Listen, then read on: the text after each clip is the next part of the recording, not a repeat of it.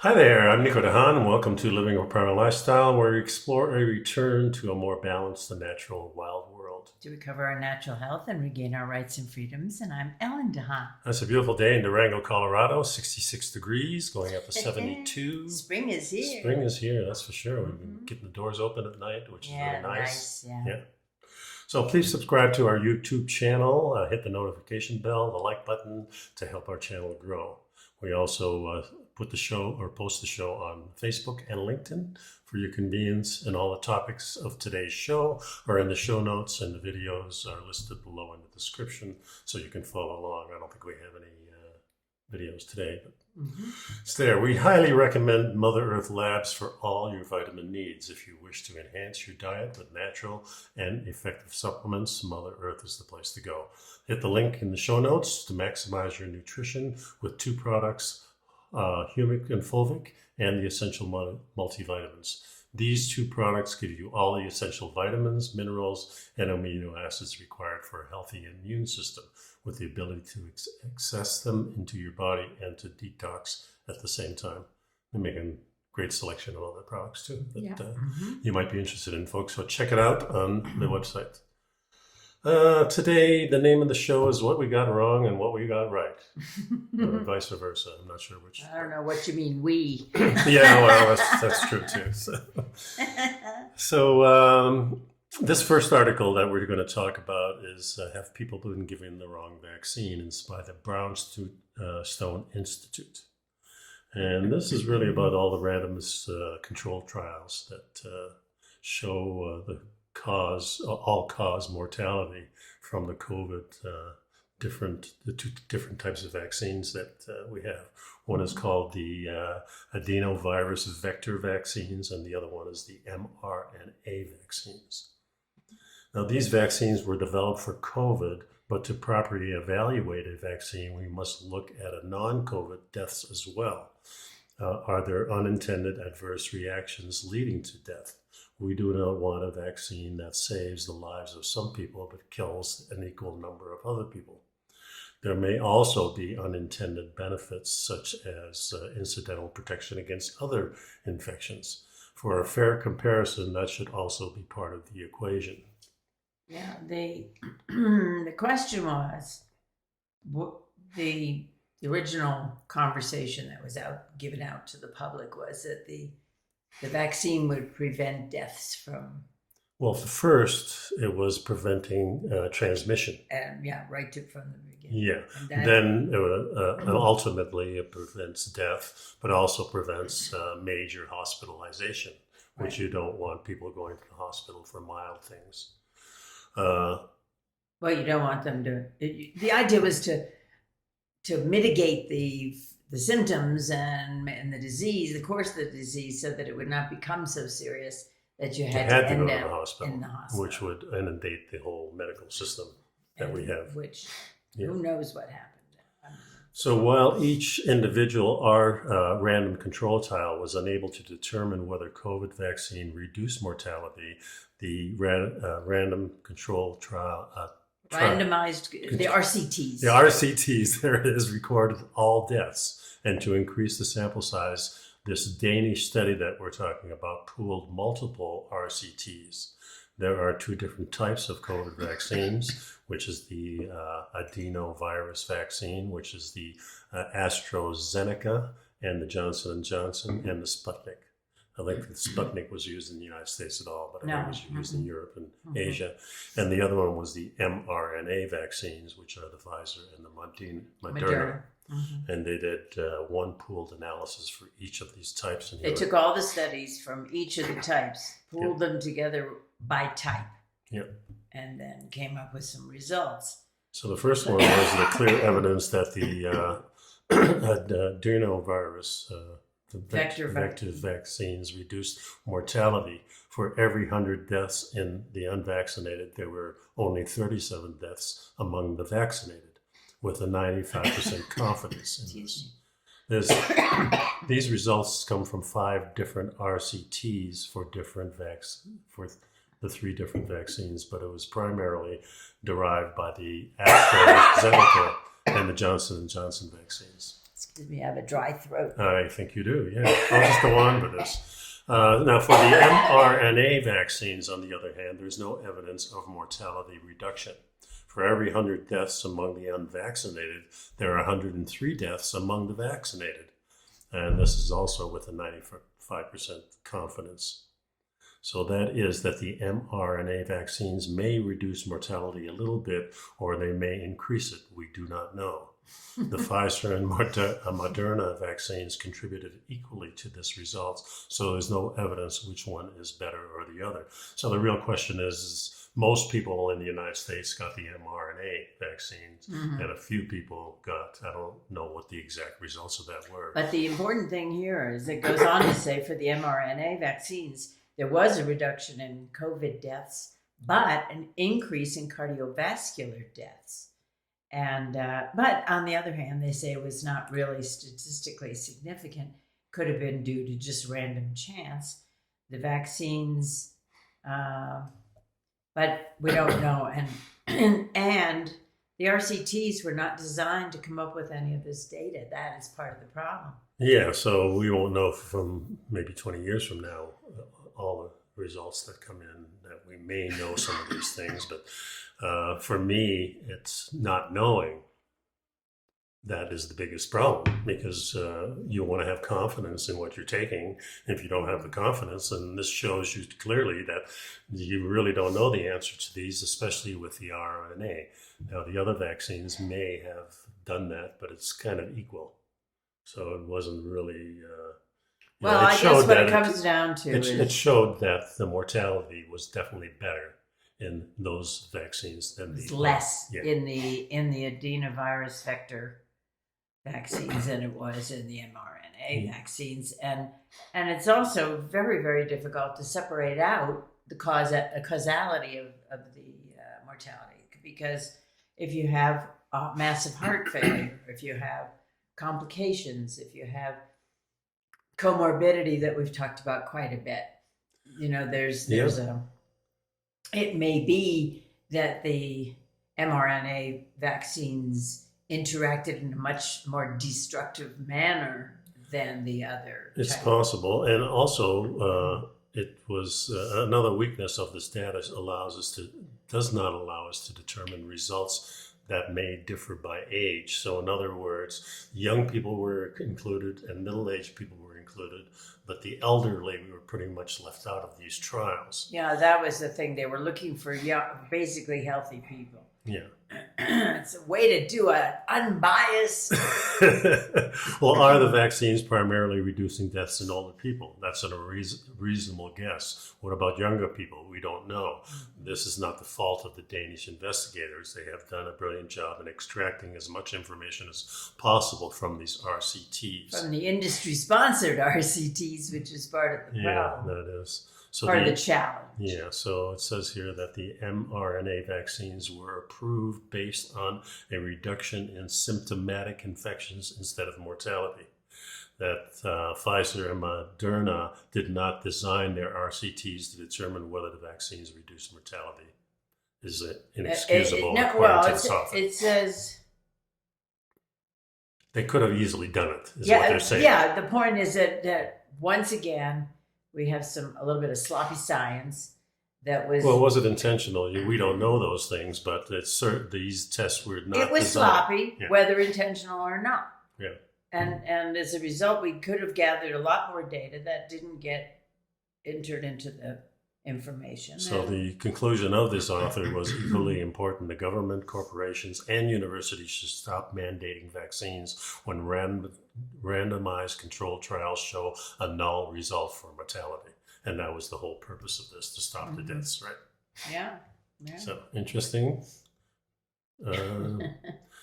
So, I wanted to get into a little bit more of longevity. We always talk about this on our show, and this next article is The Health Benefits of the Great Outdoors, a systematic review and meta-analysis. Now, this is a highly technical scientific we're not going to... and it's in here. From the National Institute of Health. Yeah, and it's in here so you can read it.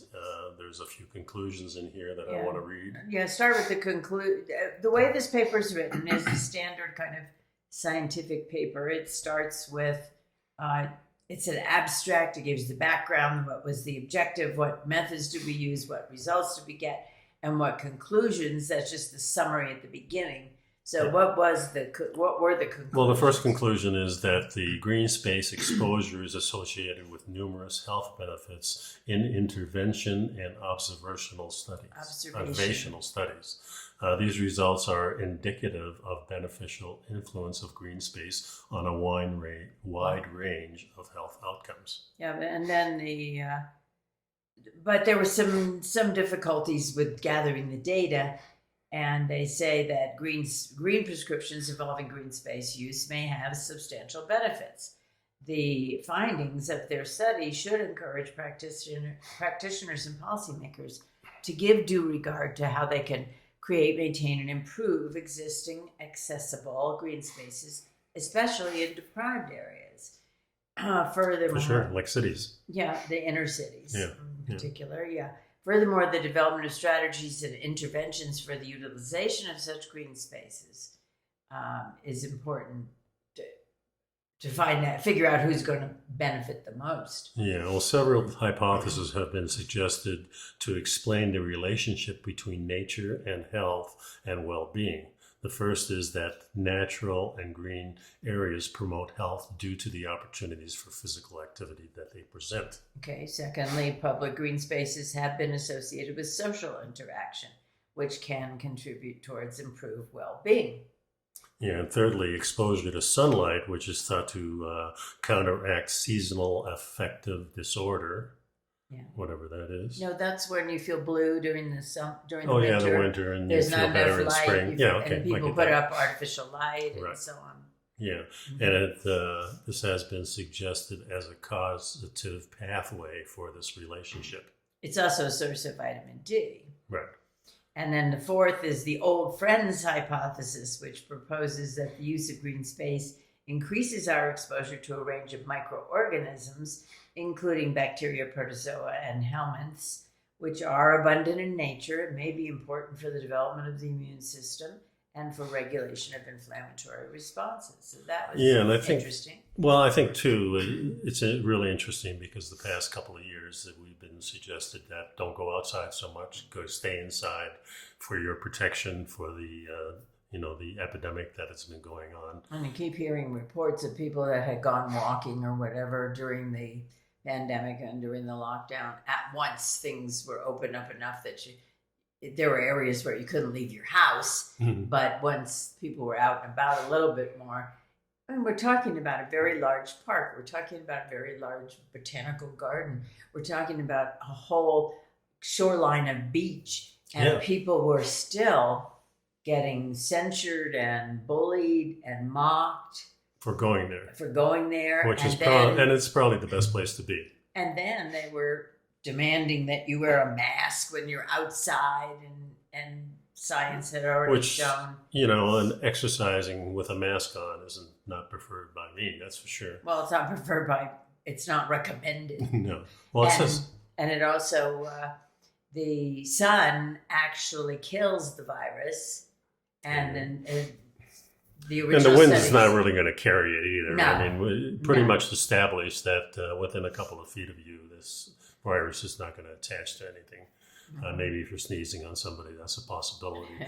But as we've talked about in the past, maybe the idea really was nature takes its own path, and we do our natural things, and we'll be okay in the long run because everybody will get it, and then we've got that herd immunity that we know now really does work, and that's why the symptoms are milder in these different variants, and especially the latest ones. And everybody seems to be getting it, whether you're vaxxed or not vaxxed. Correct. And they talk about here now, and getting back to the article from the physical activity in a natural outdoor environment has been associated with reduced negative emotions and fatigue, increased energy, improved attention and focus, greater satisfaction, enjoyment, and a greater intent to repeat the activity.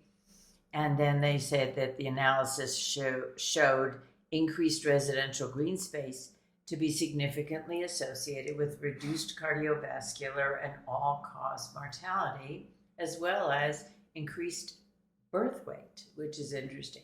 Yeah. You know, I know for myself, I've been kind of peeking out the windows for the last few weeks. Mm-hmm. Weather's been milder. The spring is moving. I mean, we still get the blasts of cold air, and the nighttime is quite chilly. And what's the worst here is the dryness and this,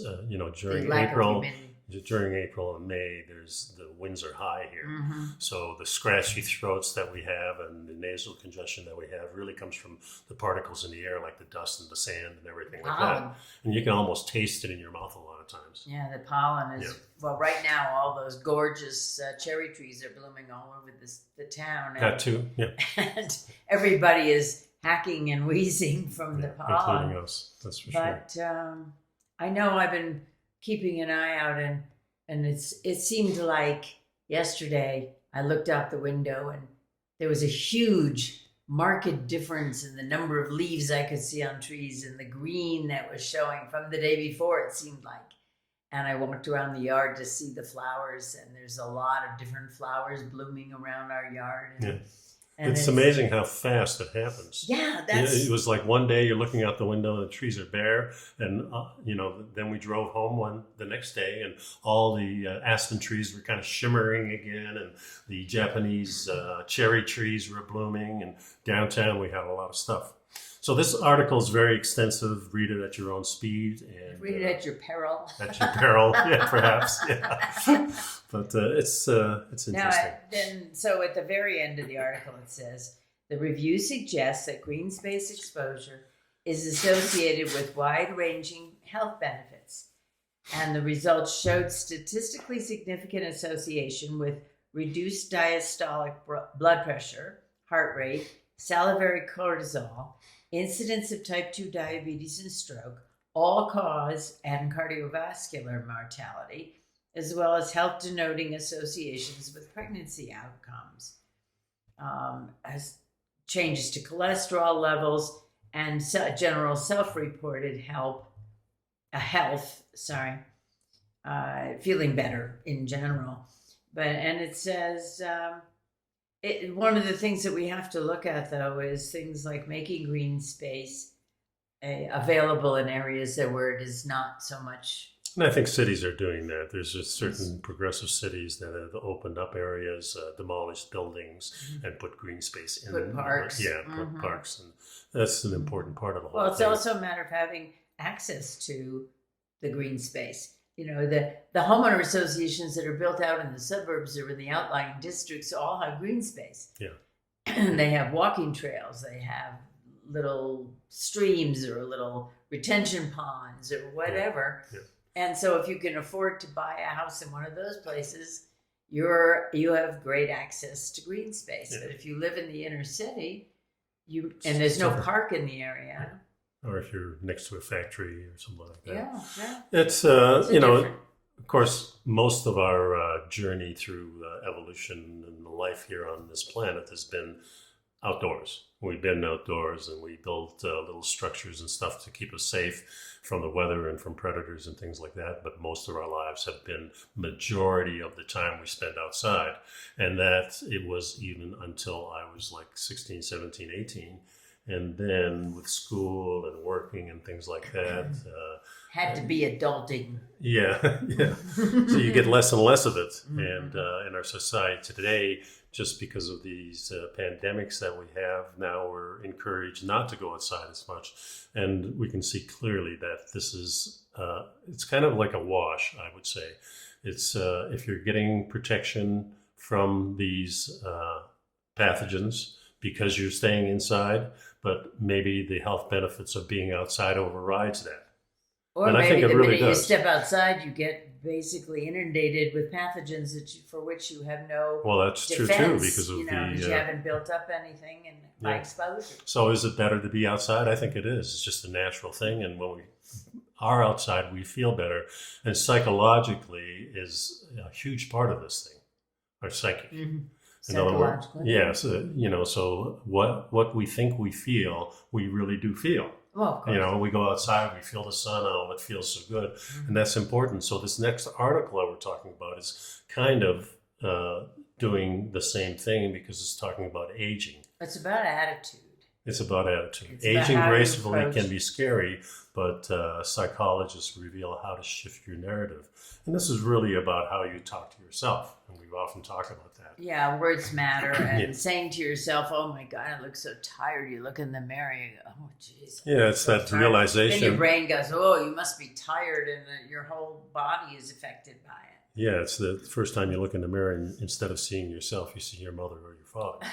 Oh my goodness. I was looking at pictures of Mom because of Mother's Day. Mm-hmm. And a lot of people have said to me, wow, you look just like your mother. And I look at the pictures and to me, I don't look like my mother. Well, your mother had very striking physical yeah. She had high cheekbones, and Yeah, she had blue eyes Yeah.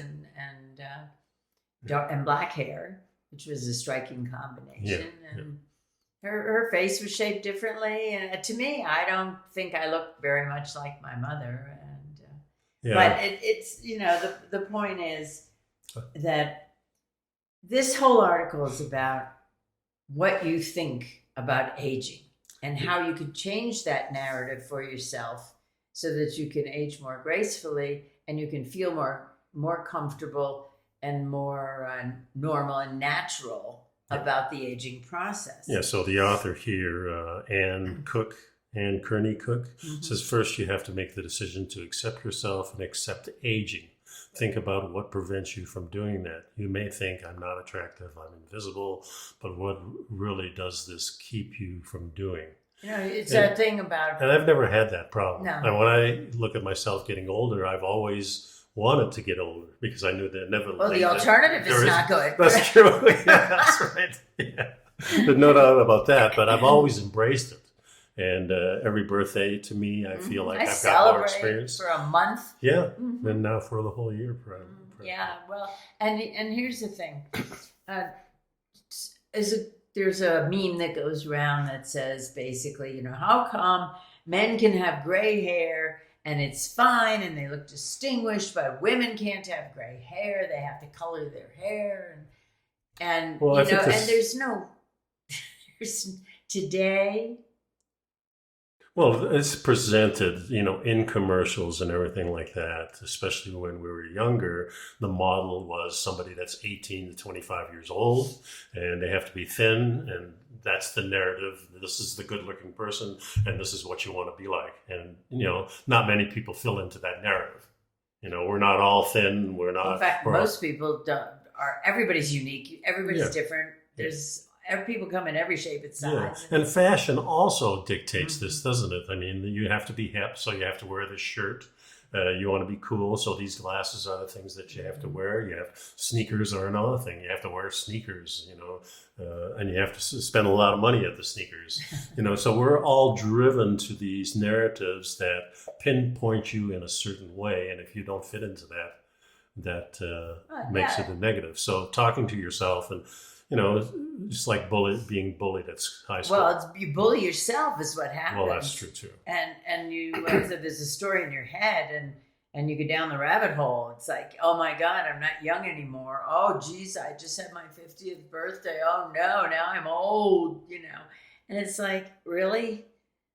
I mean, every day that I get up in the morning and I think about what I can do today and the things I've accomplished. I guess what it comes down to is this. When you get up in the morning, if the first thing you do is look in the mirror and take a good look and look for every wrinkle and every gray hair and every sagging jawline, and if your whole life was defined by how you looked and whether you fit the norm and whether you felt good enough, then you're going to have you've created quite a narrative for yourself that is leading to depression, anxiety, stress, that is carrying you forward into the aging process. And this article talks about changing that narrative that's in your head, refocusing yourself. Now you say when you look in the mirror, you're not looking at that. And I am also not looking at that. And part of it was just being, as I grew up, I wasn't I wasn't in the in crowd, or I wasn't in a conventionally pretty in somebody's eyes, and so I never thought about it. No, I didn't stress about it. I just kept going and. Well, I was in the in crowd in certain situations, and I was not in the in crowd. So I was affected by both. A lot of discrimination because I couldn't speak English, and a lot of discrimination because people knew I was foreign. I was from Holland. I was from another country. And it was even cooler to be actually a Canadian coming to America. That was more cool. So, I don't know why. Everybody thought Canadians were kind of cool. And well, when it comes down to... she talks about focus on your strengths, focus on the things that you like and that you feel are your best attributes, whatever. And then don't worry about that other stuff. And it's a matter of what's more important. Feeling good in the morning, keep on moving. Now I was thinking about this when I was reading the article. I was thinking, what was it when did we go to Sedona? December. Yeah. It was December. It was right after the first snow. That's what it was. And we took a hike with our cousin, and I completed the hike, and I wasn't thinking about it too much. I'm not a hiker. That's not something I seek out and want to do. But part of the reason is because I enjoy looking around, and I can't look around because I have to watch where my feet are going on the trail, But I went on the hike, and I got there, and I got back, and I didn't have any ill effects. And I thought I did just fine. And sometimes I had to rest a little bit, depending on how much climbing we were doing, whatever. But and Rick was like, "Oh my God, I can't believe you did that. You're amazing," And he's comparing me to his mom, who is the same age, approximately, and who he couldn't imagine in a million years her making that hike. And so I feel good about it. You've helped me have adventures that I would never have chosen, and have shown me that I can do it. And driving, going off road. I thought, okay, I need to know how to drive on these roads in case anything happens. So I drove the Ophir Pass, and again, I like to look around, and you can't do that while you're driving. Not while you're driving on one of those ridge roads with no guardrails or anything. But the point was, there are many things that I've done that have overcome my reluctance or my fear, and I don't usually talk about them. It's not anything I'm certainly not going to make a list and announce it in one of my classes or anything. But it's just a matter of how I approach aging. I don't care. Age is a number, and as long as I feel good and I'm able to do the things I want to do, and I'm able to, and I do my motivational speaking, I do my Zoom classes, I get lots of response from people, and it's still been, I don't think about age. Yeah. Well, the thing too is that, the whole world is talking about age and the difference between men and women and how they think. And, we rely, do I look good? Will the girls like me? That type of thing. These are the things you kind of have to do away with, and you have to make up your own little narrative. I was lucky. My parents, especially my dad, was a very positive person. So first thing in the morning, you could hear him singing, and everything was happy this and happy that, and how lucky I am. And that kind of attitude is what we need to tell ourselves. To cultivate. To cultivate. And we don't need this negative stuff. And, oh my God, you're 78 years old coming up. How do you feel? You okay? I mean, don't you wish you were 20 again? No, I don't. No. I don't go backwards. The goal of life is death, in a sense. The path of life. The path of life. It's a goal too. I mean, we're all going to be there. Well, we might as well be happy going there. And also, what's next? We don't have a darn clue. We've got a lot of theories. We've got a lot of religions. We've got a lot of science that tells us, that life goes on. Some say it doesn't go on. We don't know, but Well, I here's feel the like deal. I've always been here, Here's the you know, deal. through my whole life. So that's the way I look at it. I'm always going to be here, and whatever happens, happens. And I'm here's in a happy here's place. the way. This is the deal. Okay, tell me the deal. What's the deal, baby? The deal is to live each day without thinking about, is it my last day? Without thinking about, oh my God, as the years go by, I'm getting old. I got a lot less life ahead of me than I have behind me. All of those things that people think of and worrying about dying, and instead focus on living. Yeah. Because each day, no matter what you do in the day, is important. Yeah. And also, the whole thing about life is relationships, and that's what the next article talks about. So let's go into that, and it's called Why Relationships Matter in the Pursuit of a Long Life. Not just a happy life, but a long life. They're really talking about that. And which is happy, fulfilling, and healthy. That's right. So research says the friends of people that people have made, the family relationships that they nurture, and other personal interactions help them achieve long lives. This couple, there's an interesting couple that's highlighted at the beginning of the article. She's 86. Her husband is 91. I look at the photo, and no way does he look like someone who's 91, quote unquote. By this, I've looked at many people over the last couple of years who look 20 years older than I do and are my age. Yeah. And well, I think we find that in every life. I mean, I see people that are in their 80s, and you know, the hair isn't gray yet, and you know, they're standing up straight and they're doing activities. So it says here, over the past few decades now, growing evidence shows people who are more socially connected live longer, and people who are more isolated or lonely are at greater risk for early mortality. So this goes again against what we were talking about before, is that this pandemic has isolated us. Yeah. So not only are we not going outside, we don't see the people that we want to see, especially face to face, so we can see their expressions, the devices that we have. It's changing that electricity between human bodies and feeding on energy. And so doing FaceTime and seeing people on the tube and stuff like that is not the same as connecting with them face to face. There's no doubt about it. And this is kind of what the article says. Yes, is that well, it says that the longitudinal evidence is especially strong that social relationships predict better physical health outcomes. We have evidence that social connectedness is linked to immune functioning, to susceptibility to viruses, and an ability to mount an effective immune response to vaccines, as well as health-related kinds of behaviors. Yeah, and it's also interesting that they talk about sleep as a prime example. People who have good relationships sleep better, while those who feel isolated or lonely are not doing the same thing. And no, it says isolation is not the same thing as lonely. They're two separate feelings. Right, but they have poor sleep. Yeah. So how you feel about other people and how they feel about you affects your sleep. And we know that during this pandemic too, people have not been sleeping as well. Maybe it's the outdoor thing that we don't have, and maybe it's the relationship building that we're not doing. It's not just the COVID.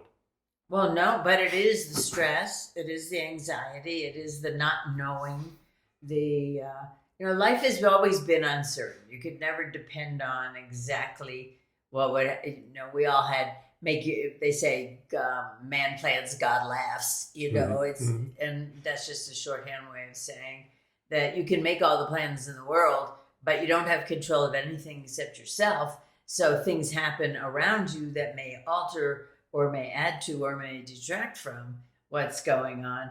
But the point is that you need to have your tribe, you need to have your support system, you need to have relationships. And it doesn't necessarily mean that you have to have a spouse or a significant other, but an awful lot of people, and particularly as they grow older, the women who are left without spouses, or after they have a social group. They get together with people who enjoy doing the same things they do, or just ladies who lunch, or whatever it might be. It's just that that interaction. And it seems like ladies, as we get older, the ladies do this more than the guys do. Yeah, they're better at it. They're better at it for some reason. I'm not sure the reason for that, Well, but they've structured their lives around these activities, whereas the men kind of just bounce around. If they meet somebody, it's cool. Well, you have to make an effort. That's the point. Yeah, and I think women are better at making an effort to do these things, to structure them. Yeah, well, they don't want to sit home and be alone, Yeah. and if you don't, if you're going to have to make an effort to meet people. We go out to dinner on Wednesday night. That's our one night. Yep. And we have particular restaurants we enjoy, and we sit at the bar and eat and have a so beer. We can chat with people. And we've chatted with a whole lot of interesting people over the past year. Just we're not looking to make a lifelong bonded friendship where we get together every Saturday. Well, there's no intention for that. Those kind of things happen spontaneously. You connect with somebody. Yeah, we're not looking for that. Right. But we have a great time. We talk. There's nothing like talking to somebody you just met, because everything is fair game for conversation and everything is new and interesting. And so we've been enjoying that. The article summarizes the findings of the study. There was a Harvard study. And well, they learned that close relationships, not money, intelligence, or one's genetic makeup, that creates lifetime happiness. This wasn't identified among the Harvard elite. Findings proved true across the board for inner city participants too. So it doesn't matter your stature, doesn't matter where you live. It's just that good, close relationships make you healthier, make you live longer. Yeah, and the summary of the findings for the Harvard study was: social connections are really good for people. Isolation for those who want to be with people hurts. Loneliness can be toxic, and 1 in 5 Americans say they are lonely. Yeah, the quality of close relationships is what matters. High conflict marriage, for instance, is bad for health, while warm relationships are protective. The people who were the most satisfied with the relationships at age 50 were the healthiest 30 years later. Good relationships protect brains, not just bodies. Having someone you can count on is protective in old age and earlier too, and challenges don't take the same toll. So if something happens and we work on it together, we face it together, it makes a big difference. And you don't feel like you're alone and struggling and trying to figure it out yourself. Yeah, and another thing that the study showed is that this interaction between people in the social context is much more important than genetics. And sure, genetics play a role, but they can be overridden just because your brain is not functioning optimally because you don't have a relationship either with yourself or with other people. So the first article that we talked about was the last article we talked about was really a relationship with yourself. So now we're talking about that's just as important as a relationship with other people, and both are a key to health and longevity. Right. And that's the important part. So read that, folks, and see. Take a look at all that stuff. It's gives you food for thought. So shifting a little bit, this is something that is dear to my heart because I always think that the wild is better. And last week, I think we talked about the salmon being farmed. And not only are we talking about a different type of fish that has different nutrient value to it because of the omega-3s are there, but they're overridden kind of by the omega-6s and 9s and 12s and things like that. So here they're talking about the first octopus farm. And they predict it will be an evolutionary disaster. Yeah. The context of this article is raising any animal in a farm environment with overcrowding and that's the key there, and alternative food sources and a different way of living changes the animal on a very fundamental basis. So we are creating a new species of octopus here. Yeah, and so octopus surprisingly have a lot of social interactions, and they don't like being crowded, and they fight back. So this article talks a little about that. I think we should expand it to just all types of things. Like, we've been fishing for years, not us personally. I'm talking about the culture as far as human beings are concerned. And I remember going lobster hunting with a friend of mine, and we'd always go to the same spots. And that's kind of like farming, because you go into the woods and you know where the deer are, you know where the ducks are coming, or what season they're available, and that's how you gather them, and how you get them for food. You're not changing the entire pattern of the No, animal. you're not restricting their area. And that's the real problem when we have cattle that are free range. And I've been reading articles on cattle being, in a setting of being, human beings, gathering them and having them around and domesticating them. And it's been thousands and thousands of years, maybe it's way back, even before the Younger Dryas. So that means after the great catastrophe that happened about 12 or 13,000 years ago. People were farming before that on a basis of just having these animals around. In other words, they didn't put them in a pen. That's what do you call it? Horticulture? No, it's called animal husbandry. There you go. Yeah, so the animal husbandry started long before the agriculture. Yeah, but the point is that when you change that, animals have cultures too. According to this article, they are pointing out that you're creating a new octopus culture. When cultural animals are brought together, they create a society, and the behaviors in that society are totally different than their behaviors in the wild. So it says that the octopus in the wild, it basically has 3 jobs. 1, hunt. 2, avoid being hunted. And 3, mate. Right. To carry on the species. That's pretty much every species, right?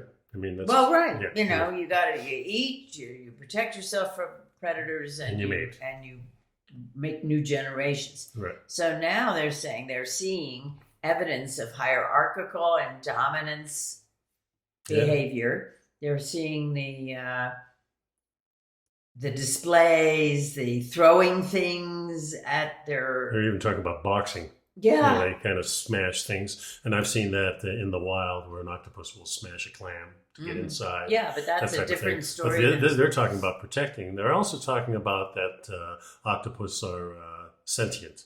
In other words, they feel emotions, they feel pain. I think every animal has that ability. Right. I mean, we can't look into their brain and say, aha, he's thinking. But obviously, there's pain involved, because if you hurt an animal, they pull back. So, I mean, and if animals are fighting with each other, that's not a good thing. Yeah.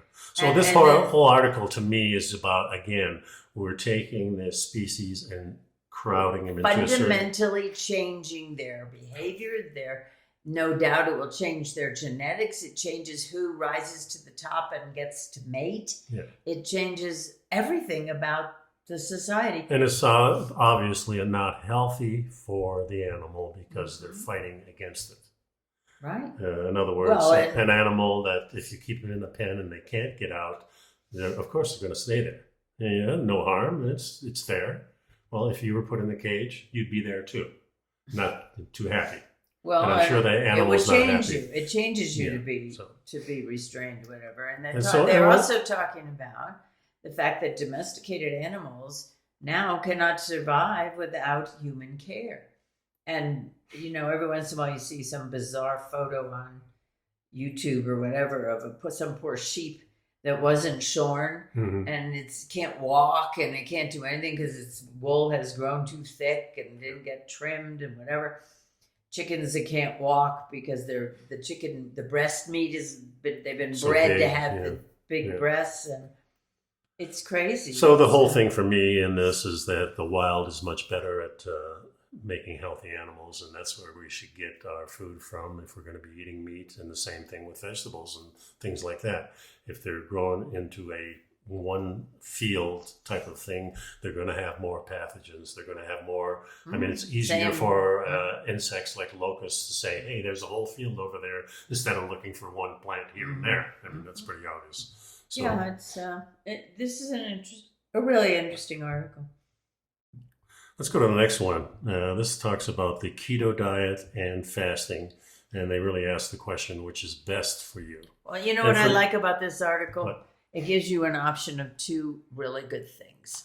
Well, not only that, For once. I think if you're looking at this with a keto diet or a paleo style diet, you're interested in health and you're interested That's in right. why people are going to these things. And these articles are basically saying, diets are important. I think if you go out in the wild, if we go back to that wild synopsis, is that you're not going to find a lot of carbohydrates out there to eat.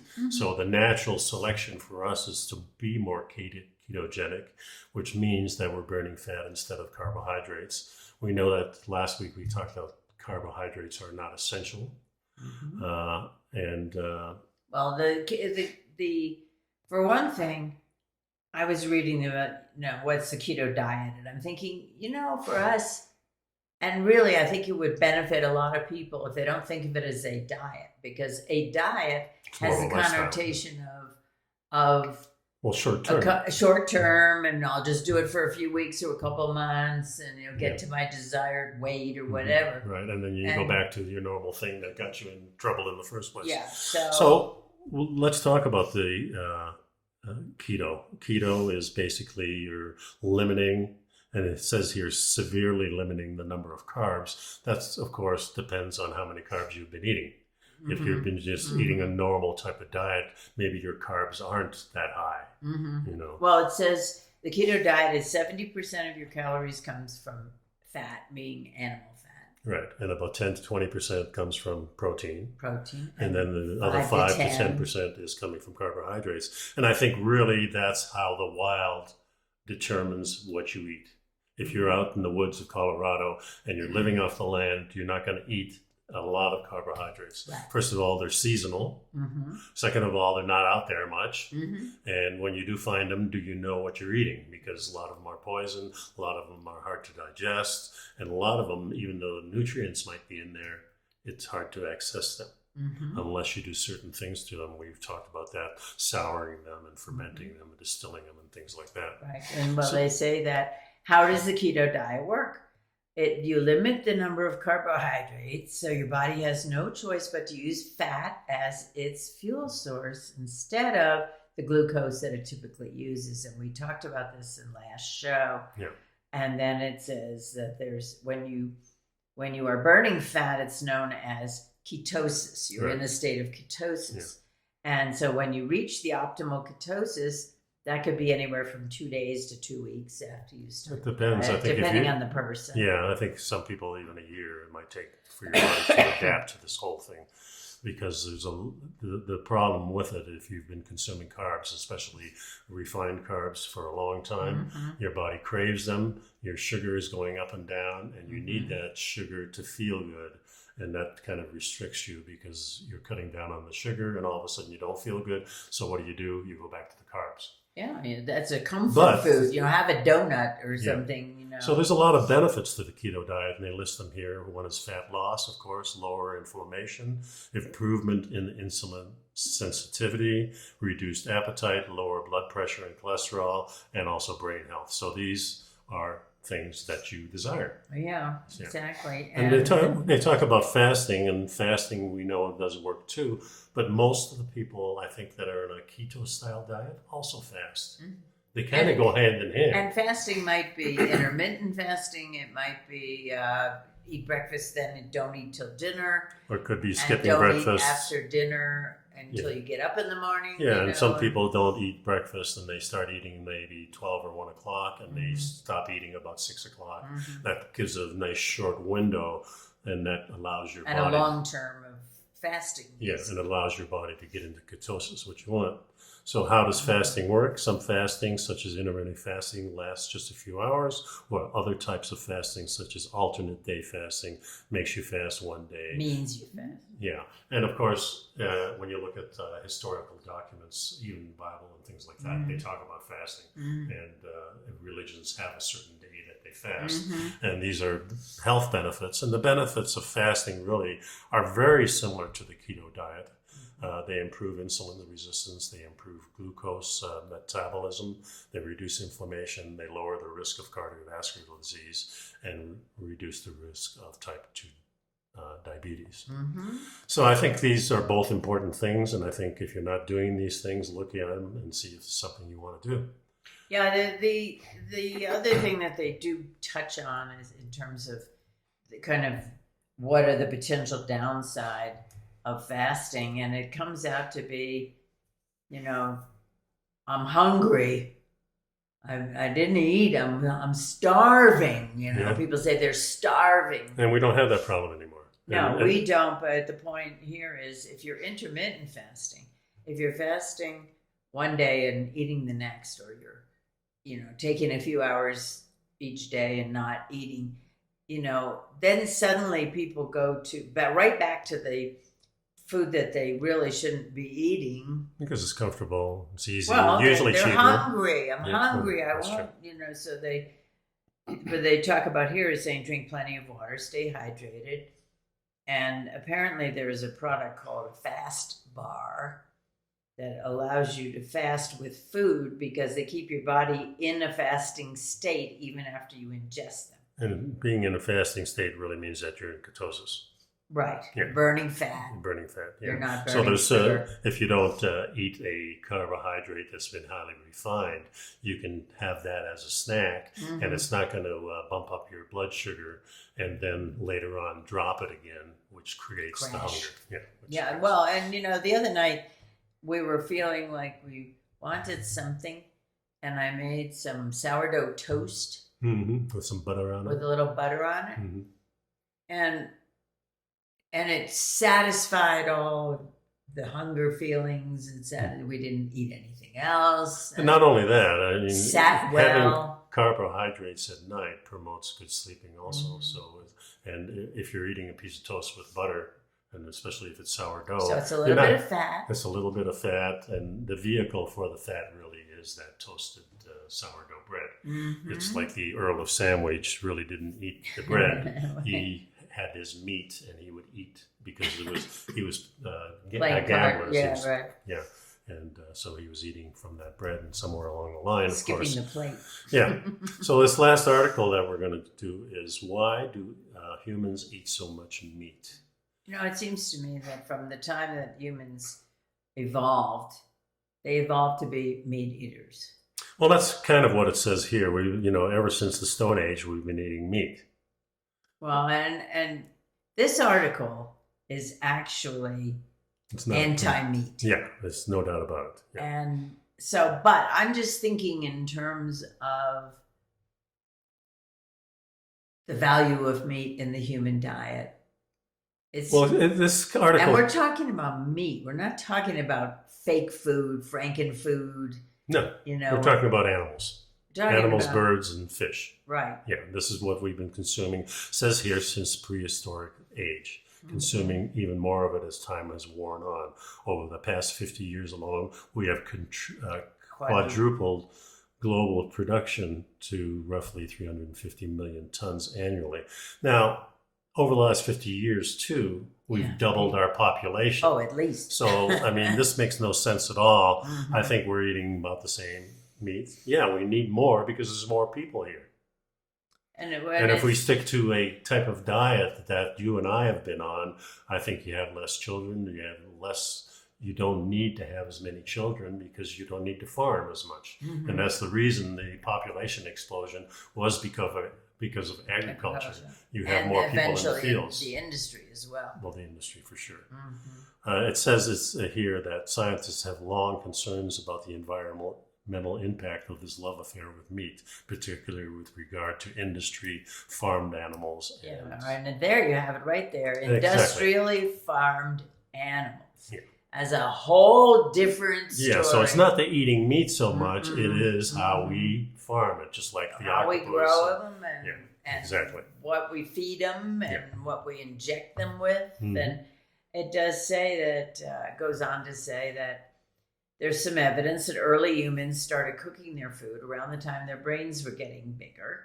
Heating food unlocks extra nutrients and speeds up the process of digestion, because the food is then softer and easier to chew. Yeah, so the more nutrients became available because of the cooking process. If you're constantly eating raw meat, then it takes much longer to digest those things. So your body, again, we've talked about this many times, is while your body is digesting food, it is not growing and repairing. Right. So it just makes sense that once we started cooking our food, and this article really states that, well, we didn't get bigger brains because we started eating meat. We got bigger brains because we were cooking the food.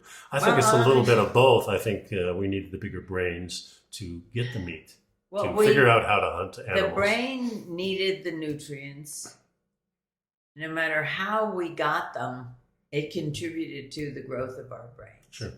And the nutrients are more available when it's cooked. Right. So, and that's a little bit of the pre-digestion process. Yeah, it's the same. And it works the same with vegetables and fruits and things like that. Fruits not as much because they're very high in sucrose. Right. But certainly vegetables are very fibrous. It's hard to break them down in our body. And when we cook them, it all makes it easier, for sure. Yeah. It says Although here, I did enjoy my celery the other day with our wings. Yeah, I mean, I think, the way we're doing it seems to be optimal because we eat very little of that stuff, but when we do eat it, it's very nice, it's very nutritious. We, of course, want organic. But with all the pollution problems today and the farming methods that are out there, our food is definitely compromised. So we have to go to the top of the barrel and pick out the best things that we can. And I think meat is one of those things that is still the purest thing that we can eat, even though it's farmed. As long as they're eating their natural food. Yeah, I mean, farming with a free range is a whole different story. It's a whole different animal. Than for sure. The stockyards. Yeah, just think 10,000 years ago when we were first domesticating animals, we didn't put them in pens. We had them around. We fed them. They stuck around because we fed them, especially during harder times in the wintertime or maybe when the monsoons came, we gave them protection, things like that. So animals are, and of course, this also talks about the butchery and stuff like that and how we're killing an animal. Well, I think plants are alive too. And, of course. Who knows what their senses are about. So I think this whole thing is another article is saying, hey, don't eat this stuff. We're needing meat alternatives. And for me, this is always the case with articles that are written for people who are manufacturing food. They don't want us to eat the food that spoils very quickly. They want the food that's on the shelf. It can last a lot longer. They never have to throw much of it away. It's kind of counterintuitive too, because if it lasts longer on the shelf, it can sit there and you don't restock. Yeah. But by the same time, that's why they have those dates on it. Eat by such and such a date. But, exactly. Exactly. Truth be told, if you're starving, you're going to eat it anyway. Right. So, right? Well, and no it will be perfectly fine in terms of it won't be spoiled because a box of cereal, what's to spoil? It says here, if our appetite for meat remains unchanged, the world population could be too big to feed itself by 2050. And that's not a problem of the meat. It's the problem of the population. I mean, it just makes sense there. So, but how can levels of global meat consumption be reduced? Well, maybe less people. Yeah, less people. There you go. Well, no, I'm not going to go there. So that's our show today. I wanted to end it there. The title of the show really is What We Did Right and What We Did Wrong. And we do a lot of stuff right, but we got to change the things that are wrong, I think. And one of the things is our food. It's the thing that keeps us alive. As and humans, nourishing. we have to make better choices, and we have to seek out the good food. And we need leaders who will promote these things. We don't need to be locked up in houses. We need to be access to green space and good food. That's all we need. And our local governments seem to have a good handle on that. When we get to the state and to the national and to what the world is doing, not so much. Well. We'll end it right there. Anything else you want to say? Yeah, let's focus on the good stuff, guys.